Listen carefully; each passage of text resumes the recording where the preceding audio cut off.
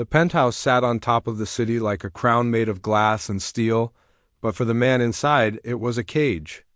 Arjun Thorne stood by the floor-to-ceiling window, the city lights below him a blurry, messy painting of a life he no longer felt connected to. The expensive leather of his shoes felt cold against the polished concrete floor. Everything was cold here. The air, conditioned to a perfect, unfeeling temperature. The furniture, all sharp angles and muted colors that looked good in a magazine but invited no one to sit and stay. Even the silence felt cold, heavy and absolute. He ran a hand over his face, feeling the rough stubble that he hadn't bothered to shave off that morning. He couldn't remember the last time he'd had a full night's sleep. It felt like years. His head throbbed with a low, constant hum, a noise that had nothing to do with the city outside and everything to do with the storm raging inside him.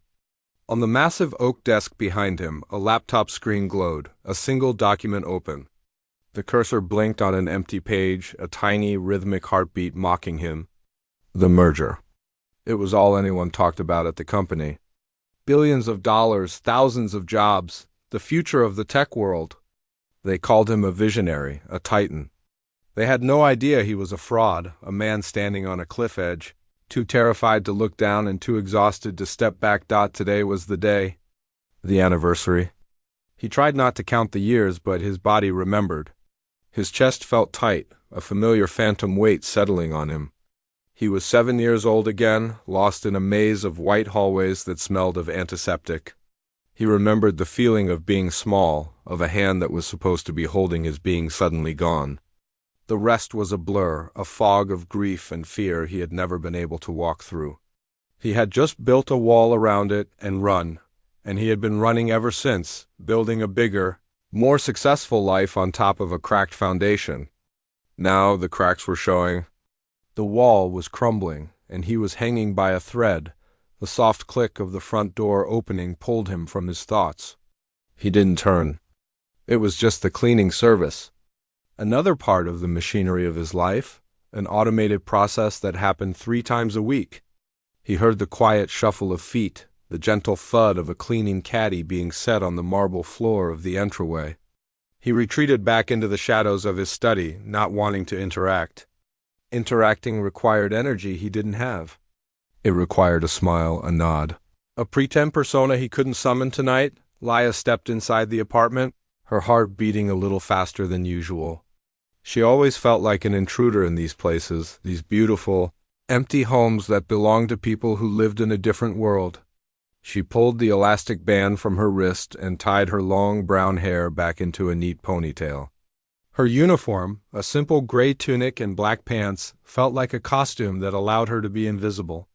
That was her goal, to come in, clean everything until it sparkled, and leave without a trace. She was good at it. She moved like a ghost, her footsteps soft on the cold floors. She started in the living room, wiping down surfaces that already looked spotless. She fluffed the cushions on a sofa that looked like it had never been sat on. The air smelled faintly of lemon polish and something else, something metallic and lonely.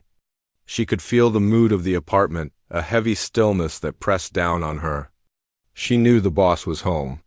She had seen his coat thrown over a chair and his shoes near the door. It made her nervous. She worked even more quietly, trying to make herself smaller. After finishing the main area, she moved towards the study. The door was slightly ajar. She hesitated, listening. Silence. She pushed the door open gently and peered inside. The room was dark except for the glow of a laptop and the city lights streaming through the giant window. She saw him then, a silhouette in a big chair, facing the window. He was so still he looked like a statue. Her breath caught in her throat. She should come back later. But she had a schedule to keep, and this was her last room. Deciding to just clean the windows and leave, she slipped inside, keeping her movements light and her breathing shallow. She took out her spray and a clean microfiber cloth. The glass was cool under her fingertips as she began to wipe it in small, circular motions. The city spread out before her, a sea of tiny, glittering diamonds. It was beautiful, but it felt distant, like a picture in a book. She focused on her work, on the simple, repetitive motion of her hand. The silence in the room was so deep, it felt like it had a sound of its own. And in that heavy silence, her mind began to wander. She thought about her grandmother, the only person who had ever made her feel truly safe. She thought about the small, cozy apartment they used to live in, filled with the smell of baking and the sound of old songs on the radio. A feeling of nostalgia, a sweet and sad ache washed over her. Without even realizing it, she began to hum. It was a soft, low sound, barely more than a breath. It was an old lullaby, a simple melody her grandmother used to sing to her when she couldn't sleep. It had no name, no famous composer. It was just their song, a private melody for scared little girls. It was a tune of comfort, a promise that even in the dark, you are not alone. In the shadows of the room. Arjun froze. The noise in his head, the constant buzzing chaos of anxiety and pressure suddenly stopped. The world went quiet. All he could hear was that sound. A simple, winding melody, so faint it was almost a dream. It was like a single drop of water in a vast, empty desert. It was a sound he didn't know he remembered, a sound that felt like coming home. He didn't turn. He didn't dare. He was afraid that if he moved, the sound would stop, and the heavy silence would crush him again. He just sat there, his breath held tight in his chest, and listened. The melody was sad, but there was a warmth to it, a gentle kindness that seeped into the cold, hard corners of his heart. For the first time in years, the tightness in his chest loosened its grip. The weight on his shoulders felt just a little bit lighter. The 7-year-old boy lost in the hospital hallway was no longer alone. A kind face was there, humming this exact same tune, a soft hand patting his. The memory was not clear, but the feeling was.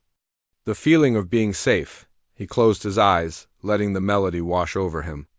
He was a man hanging by a thread over a bottomless cliff, and this simple, private song was the hand that had reached out and gently grabbed his.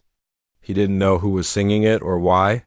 He only knew that in the middle of his perfect, cold, lonely world, something real and human was happening, and he was desperate for it not to end. The soft click of the front door closing was the loudest sound in the world. It was the sound of the melody leaving. Arjun stayed in his chair long after the apartment had fallen back into its heavy, silent routine. The city lights still glittered outside, but they looked different now. They looked colder, more distant. The brief warmth he had felt, the gentle hand of the song on his soul, was fading fast, leaving behind an even deeper chill. He tried to hum the tune himself, a low, uncertain sound in the back of his throat. It was wrong. The notes were flat, the rhythm clumsy. It was like trying to describe a color to someone who has never seen it. The feeling was gone, leaving only the frustrating shape of a memory he couldn't hold. The thread he was hanging by felt thinner than ever. The next day at the office was a disaster. He sat in a conference room surrounded by his top executives, all of them talking about projections and synergies and risk assessments. The words were just noise, a meaningless buzz in his ears. All he could think about was the song. He found himself tapping his fingers on the polished table, trying to recreate the pattern of the melody. His second-in-command, a sharp woman named Priya, shot him a concerned look. "Arjun, are you with us?" "This is the critical point." He blinked, forcing himself back into the room. "Yes, of course." "Proceed," he said, his voice sounding hollow even to himself. He had no idea what they were proceeding with. The weight of the merger, the weight of all the lives that depended on his decision, pressed down on him, but it was a dull pressure compared to the sharp, urgent need to hear that song again. It was no longer just a pleasant memory. It felt like a lifeline. As the day wore on, his anxiety grew into a restless, desperate energy. He canceled his dinner plans, made an excuse to his assistant, and drove home through the thick city traffic, his hands gripping the steering wheel. He didn't know what he would do when he got there. He only knew he had to be there. He had to be in that apartment in the hope that the melody might return. He felt foolish, a powerful man consumed by a few simple notes hummed by a woman he didn't even know. But the feeling was undeniable. It was the first real thing he had felt in years. When Laya arrived for her next shift, the apartment felt different. The air was thick with a tense energy she couldn't quite place. She thought about the man in the chair, the dark silhouette she had seen the night before. Had he heard her? The thought sent a jolt of panic through her. Humming on the job was unprofessional. She was lucky she wasn't fired. Tonight, she decided, she would be perfect. She would be so quiet and so fast, no one would even know she was there. She tied her hair back tightly, as if the extra pressure could keep her thoughts and her stray melodies from escaping. Her goal was to become invisible. Arjun was already in his study when she arrived. He had positioned his chair so he had a clear view of the hallway leading to the main living area, but he was angled away from the door, a casual pose he had practiced in the mirror. He was pretending to read a book, but his eyes kept flicking towards the doorway. He listened. He listened with an intensity that made his own breathing sound loud. He heard the soft squeak of her cartwheels on the marble floor. He heard the gentle clink of her cleaning bottles. He heard the rustle of her uniform. But he heard no melody. Laya worked with a quiet, frantic energy. She scrubbed the kitchen counters until they shone. She dusted the bookshelves with a feather-light touch. Every creak of the floorboards made her jump. She felt like she was walking on eggshells, convinced that at any moment, the boss would appear and fire her for her unprofessionalism. She kept her mind focused on her tasks, repeating a silent mantra in her head. Just clean. Just leave. Don't think. Don't feel. The lullaby, her private comfort, was locked away in a box deep inside her, and she had thrown away the key. An hour passed. Then 2. The silence in the penthouse was now a form of torture for Arjun, every sound. Maid was a reminder of the sound she wasn't making. His frustration began to curdle into a strange, irrational anger. Why wouldn't she sing? Didn't she know how much he needed it? He shook his head at the thought. How could she know? He was being ridiculous. But the feeling didn't go away. The thread was slipping, and the one person who could grab it was just a few rooms away, scrubbing a floor. He felt a powerful urge to walk out there, to demand that she sing for him. But he knew how crazy that would sound. He was a CEO, not a beggar. This new routine became their strange, silent dance.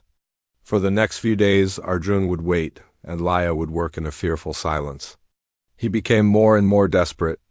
He tried to hum the tune into his phone, hoping a music app could identify it. The result was always the same, no match found. He even tried to find it online, typing in descriptions like old sad lullaby or simple humming song, but the search results were endless and useless. The melody was a ghost, existing only in his memory, and he hoped in hers. Laya, on the other hand, was becoming more and more terrified. She started noticing small things. A book would be left on the edge of the coffee table, not in its usual neat stack. A window in the study would be left slightly ajar. It felt like the apartment was testing her. She felt his eyes on her constantly, even when she couldn't see him. The job she used to find peaceful had become a source of constant anxiety. She started losing sleep, her stomach in knots before every shift. She thought about asking her supervisor to be taken off this route, but she was too shy. She was afraid of making a fuss, of being seen as a problem. So she just endured it, her hands shaking as she polished the silverware. Her heart pounding every time she had to walk past the slightly open door of the study. One evening, the pressure at work had reached a breaking point. The board was demanding an answer on the merger, and he had nothing to give them. He felt like a complete fraud.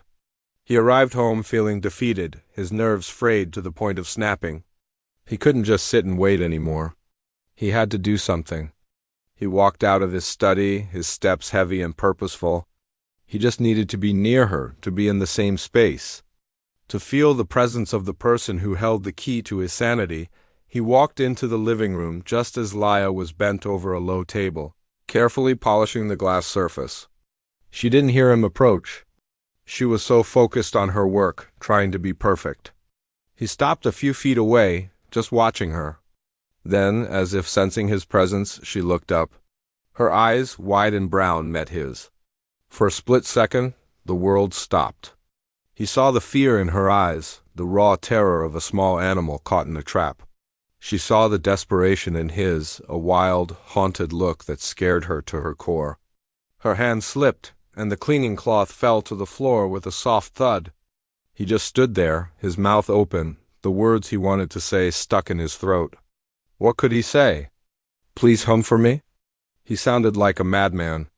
He saw a tear well up in the corner of her eye. The sight of it, the proof of the fear he was causing, broke through his own desperation. He felt a wave of shame. He turned abruptly and walked back to his study, closing the door softly behind him, leaving her trembling in the silent room.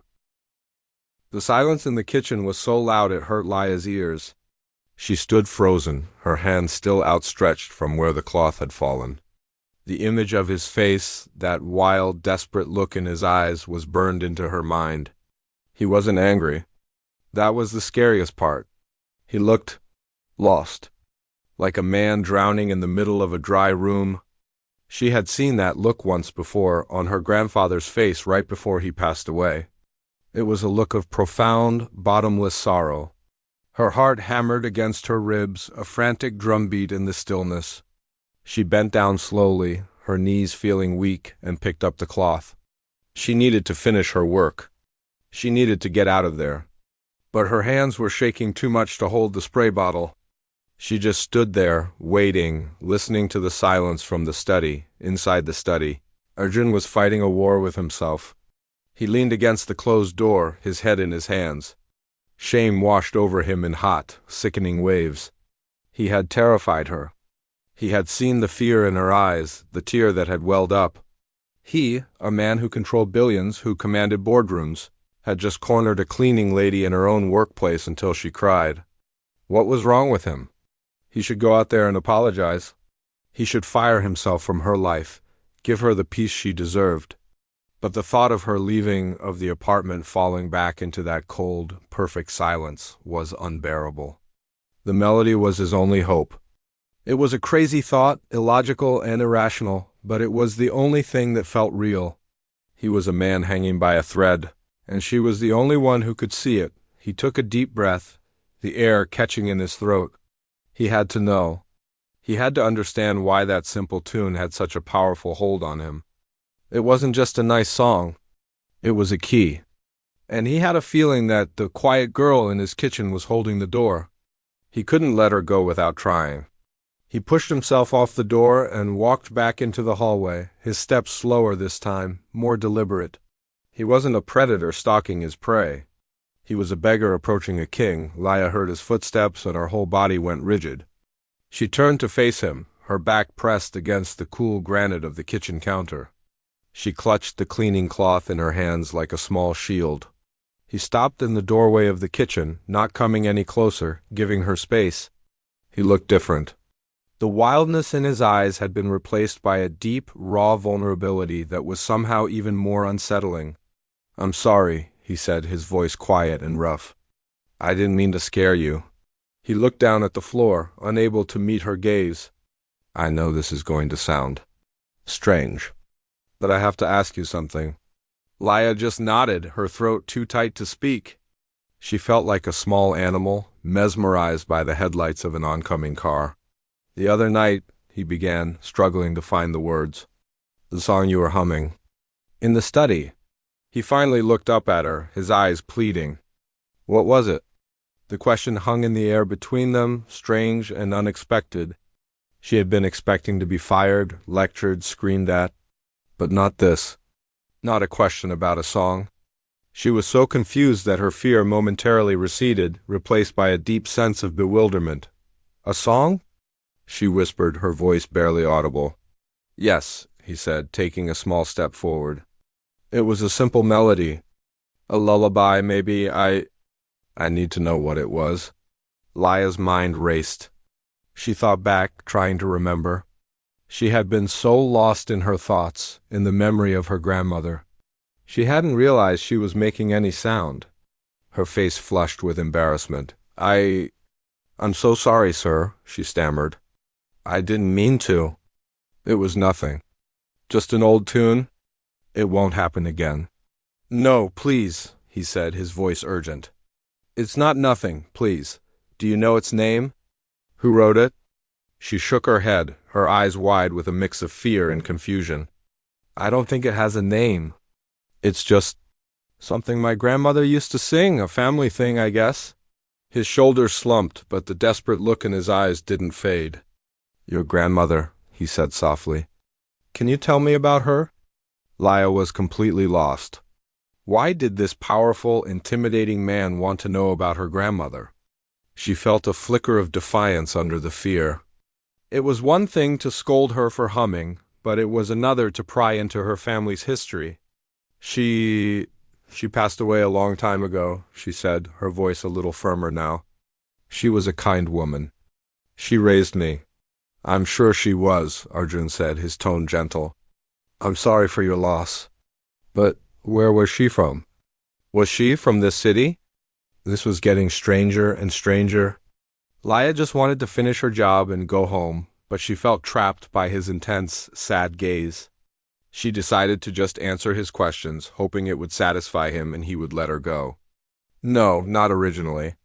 She moved here from a small village up north when she was a young woman. To find work. What kind of work did she do? He asked, leaning forward slightly. As if her answer was the most important thing in the world, Laya shrugged, trying to act casual. Many things. She worked in factories for a while, then, for a short time, she was a nurse's aide at a hospital. She paused, trying to remember the name her grandmother had mentioned only a handful of times. It's not there anymore. It closed down years ago. It was called St. Jude's Home for the Infirm. The name hit Arjun like a physical blow. The air was sucked out of his lungs. The world tilted on its axis. St. Jude's. The name echoed in the hollow chambers of his memory, a name he hadn't heard in over 30 years. A name he had buried so deep he thought it was gone forever. He saw a flash of white tiles. He smelled the sharp, clean scent of antiseptic. He felt the scratchy wool of a blanket pulled up to his chin. He stumbled back, his hand reaching out to steady himself against the doorframe. His face had gone pale, his eyes wide with a dawning, terrifying recognition. Laya watched him, her fear returning in full force. Sir, are you all right? He didn't answer. He was somewhere else. He was 7 years old again, waking up in a strange bed. His parents were gone? He didn't understand. A kind face leaned over him, a woman with tired eyes and a gentle smile. She wasn't a doctor. She wasn't a nurse in a crisp white uniform. She was just there, sitting with him in the quiet of the night when the other children were asleep. He was crying, silent, hot tears streaming down his face, too scared to make a sound. And she started to hum. It was the same melody. The same simple, winding, comforting tune. She hummed it for hours, her presence a warm, steady light in the overwhelming darkness. She was the one person in that whole, scary place who made him feel safe. He had forgotten her face, forgotten her name, but the melody had stayed. A ghost in his heart, the memory crashed over him, a tidal wave of grief and relief so powerful it almost brought him to his knees. All these years, all the success, all the money, all the running, and he had just been trying to get back to that feeling, to that small, quiet moment of safety. The wall he had built around his heart, the wall that had made him so successful and so lonely, shattered into a million pieces. He looked at Laya, really looked at her. He saw the fear in her eyes, but now he saw something else too. He saw the echo of her grandmother's kindness in her face. He saw the keeper of his most precious, lost memory. The power dynamic between them dissolved in that instant. He wasn't a CEO and she wasn't a maid. They were just two people connected by a simple, private melody that had traveled through time to save a lost little boy. Thank you, he whispered, his voice thick with emotion. Thank you for telling me that. He straightened up, taking a deep, shaky breath. The desperate edge was gone from his eyes, replaced by a profound, weary gratitude. You can go for the night, Laya. It's late. Please take the rest of the week off. Paid, of course. Laya stared at him, completely bewildered. She didn't understand what had just happened, but she knew that something had changed. The terrifying, desperate man was gone. In his place was someone broken, but somehow more whole. She nodded slowly, still clutching the cloth in her hand. She didn't know what else to do. She quietly gathered her things, her movements slow and unsure, and walked out of the kitchen, leaving him standing alone in the doorway, a man finally facing the ghosts of his past. The front door clicked shut, and the silence that rushed back into the penthouse was different. It wasn't the cold, heavy silence of before, a silence that felt like a vacuum sucking the life out of the room. The silence was full. It was filled with the echo of Laya's frightened footsteps, the memory of her wide, brown eyes, and most of all, it was filled with the name St. Jude's. Arjun stood in the doorway of the kitchen for a long time, his body feeling strangely light, as if the immense weight he had been carrying for 30 years had suddenly been lifted, leaving him unsteady on his feet. He slowly sank to the floor, leaning his back against the cool wall, and buried his face in his hands. He didn't cry. He just breathed, long, shaky breaths that felt like the first real breaths he had ever taken. The wall was gone. The fortress he had built around his heart, brick by painful brick, had crumbled into dust. And behind it he found not a monster but a scared little boy, waiting to be found. The next morning, the sun streamed through the windows, casting long shadows across the floor. Arjun woke up on the couch, still in his clothes from the day before. He felt a strange sense of calm. For the first time in as long as he could remember, the buzzing in his head was gone. The city outside was no longer a threat, a chaotic mess of demands and expectations. It was just a city. He got up and walked into the kitchen, a room he rarely used except to pour a glass of water. He opened the cupboards and found a coffee maker, a dusty machine he'd bought because it looked good in a catalog. He found a bag of coffee beans and, after a few fumbling attempts, figured out how to work it. The rich, warm aroma that filled the kitchen was the most real thing he had smelled in years. He sat at the small table he'd never once used, cradling the warm mug in his hands, and watched the city wake up. He was just a man, drinking a cup of coffee, and it was enough. Later that day he made a call. He sat at his massive desk, the one that had felt like a judge's bench for so long, and dialed Priya's number. She answered on the second ring, her voice crisp and professional. "Arjun, I have the final projections for the merger. Are you ready to give the green light?" He took a deep breath. "Priya, I'm not calling about the merger." He paused, the words feeling foreign and difficult. "I'm taking a leave of absence, effective immediately." There was a long silence on the other end of the line. He could almost hear her mind racing, processing the information. "A leave of absence?" she finally said, her voice softer now, stripped of its professional edge. "Arjun, is everything all right?" "No," he said, the simple truth feeling surprisingly easy to say. "No, it's not. But it's going to be. I need some time. I need to deal with some things. I trust you to hold down the fort. Keep the board informed, but stall the merger. Tell them we need more due diligence? Buy me some time?" "Of course," she said, without a moment's hesitation. "Take all the time you need? We'll manage. Just, take care of yourself, Arjun." Hanging up the phone felt like shedding a skin he had worn for a lifetime. He was no longer a CEO, not for now. He was just Arjun, and Arjun had work to do, but it wasn't in a boardroom. His new office was a small, quiet room with a comfortable chair and a kind-faced woman who listened without judgment. The first therapy session was the hardest thing he had ever done. He sat there, his hands clasped in his lap, unable to find the words. How do you describe a lifetime of sadness in a single hour? But the therapist was patient. She asked him about the song, and slowly, haltingly, the story came out. The car crash, the hospital, the feeling of being utterly alone, the kind face of the nurse's aide, the melody. He talked until his voice was hoarse, and when he left the office he felt exhausted but also lighter. As if he had taken the first step on a very long road, he started to reconnect with the world he had shut out. He took long walks in the park, feeling the sun on his face and the grass under his feet. Simple sensations he had forgotten existed. He drove out of the city one afternoon to a small, quiet cemetery on a hill. He found the two simple headstones side by side, his parents' names etched into the weathered stone. He knelt in the grass, the silence broken only by the sound of the wind in the trees. He didn't say much. He just placed a single flower on each grave and whispered, "I'm sorry I stayed away for so long." He wasn't just talking to them. He was talking to the little boy he had left behind. And in that moment, he felt a sense of peace, a gentle forgiveness for himself. A week later, Laya returned to work.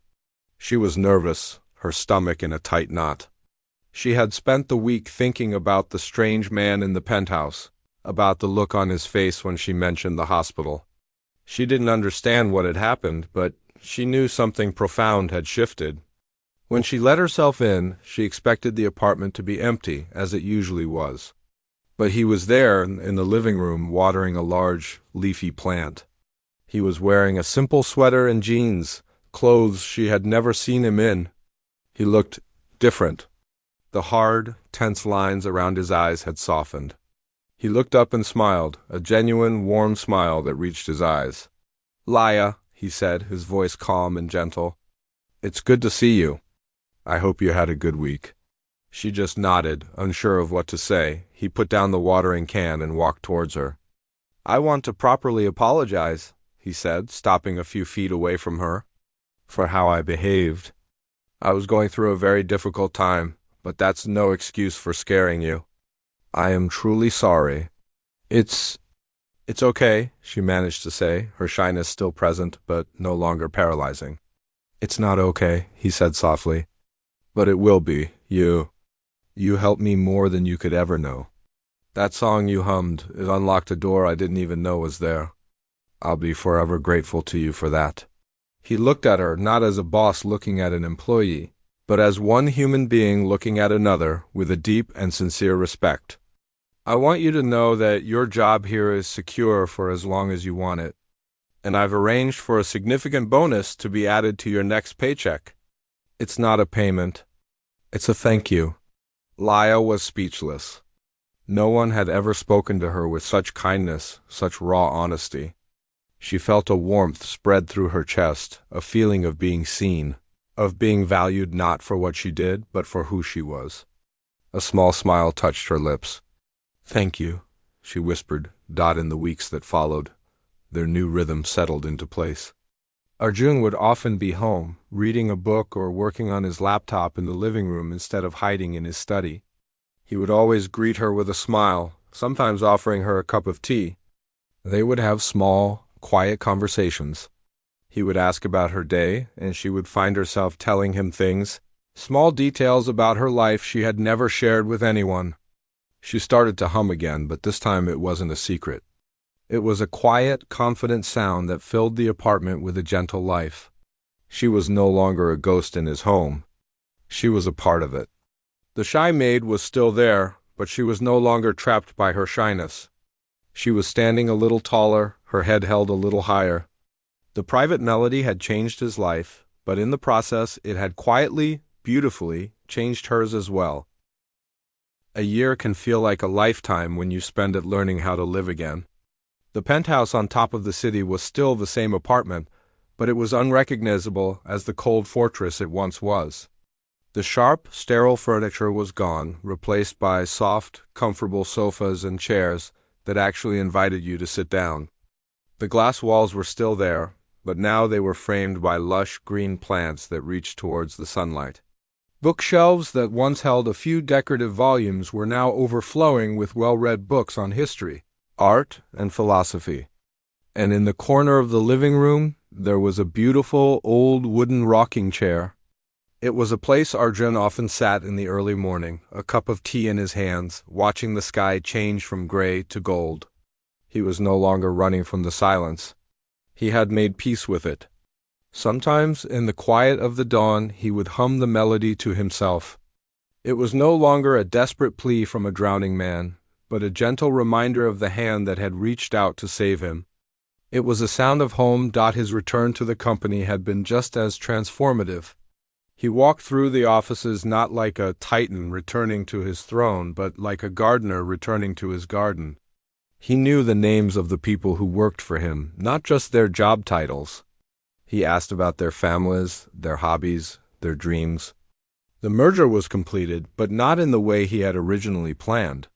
He had spent months renegotiating the terms, not for a bigger profit margin, but for better job security, for generous family leave policies, and for a commitment to ethical sourcing. The board had been skeptical at first, but Arjun, with a newfound calm and conviction that was impossible to argue with, had won them over. He told them that a company built on fear and pressure was a house of cards, but a company built on kindness and respect was built to last. He had learned that the most valuable assets weren't listed on any balance sheet. They were the unseen threads of human connection that hold everything together. The company's annual charity gala was the biggest event of the year, a glittering night of champagne and speeches that Arjun had always dreaded. This year, however, he was the one who had planned it. The theme was Unseen Heroes, a celebration of the quiet acts of kindness that changed the world. As he stood at the podium, looking out at the sea of elegantly dressed faces, he felt a sense of purpose he had never known before. He didn't talk about profit margins or market share. He talked about a melody. We often think that change comes from a grand gesture, from a loud voice or a bold move, he began, his voice clear and steady. But I've learned that the most profound changes in our lives often come from the quietest of places. From a simple tune hummed when no one is supposed to be listening. From a moment of comfort offered to a stranger. From a small act of kindness that seems insignificant at the time, but ripples outwards in ways we can never imagine. He paused, his eyes scanning the crowd until he found her. Tonight, we are not just celebrating a successful year. We are celebrating the unsung heroes in our own lives. The people who clean our offices, who deliver our food, who work behind the scenes. The people whose private melodies of kindness hold us all together, even when we don't know it. In a simple, elegant dress the color of a summer sky, Laya stood near the back of the ballroom. She was a guest of honor, a title that still felt strange and wonderful to her. When she had first received the invitation, she had been sure it was a mistake. But Arjun had called her personally, his voice warm and sincere. "You are the reason for all of this, Laya," he had said. "You are my unseen hero. I need you to be there." So she had come, and as she listened to him speak, her heart swelled with a quiet pride. She saw the way people in the crowd were listening, truly listening, their faces softening. She saw the new culture he was building, a culture born from a simple lullaby her grandmother had sung. She was no longer just a shy maid. She was a part of this story, a part of this change. She had spent her life trying to be invisible. But tonight she realized that being seen, being truly seen for who you are, was the most beautiful feeling in the world. After the speech, the room buzzed with conversation. People came up to Arjun, not to talk business, but to share their own stories of quiet kindness. He listened to each one with a genuine interest, a warm smile on his face. He was no longer the man hiding in the shadows. He was in the center of the light, and he was comfortable there. Through the crowd, he saw her. She was talking to an older couple, a soft smile on her face, her posture relaxed and confident. She wasn't the same terrified girl who had dropped her cleaning cloth in his kitchen a year ago. She was standing taller, her eyes shining with a quiet strength. He felt a wave of gratitude so profound it almost took his breath away. Their eyes met across the crowded room. The noise, the lights, the people, it all faded away. There was no CEO and no Maid. There was just Arjun and Laya, two people connected by a simple, private melody that had healed a broken man and empowered a quiet woman. He didn't need to say anything, and neither did she. He just gave her a small, knowing smile. A smile that said, "Thank you." A smile that said, "You changed everything." And she smiled back, a gentle, radiant smile that said, "You're welcome." It was a silent conversation, a final, perfect chord in the song they had created together. The melody that had once been a secret comfort for a shy girl had become a public anthem of healing, echoing not just in their transformed lives, but in the heart of an entire company. And as they held each other's gaze for a brief, perfect moment, they both knew that everything, truly everything, had changed.